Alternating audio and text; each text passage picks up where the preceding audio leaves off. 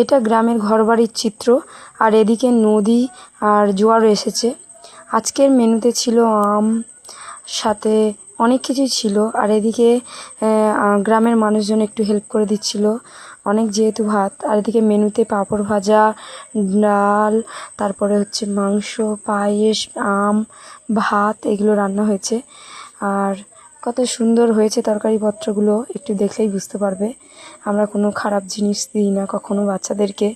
সবসময় চাই বাড়িতে যেই সমস্ত খাবার আমরা খেতে পারি ভালো মন্দ, সেই সমস্ত বাচ্চাদের খাবার দেওয়ার চেষ্টা করি।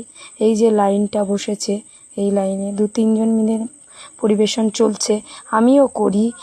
সবাই মিলে না করলে এতগুলো দেওয়া আমার একার দ্বারা পসিবল নয়। সবাই মিলে করি বলে তাহলে কাজটা একটু সোজা হয়।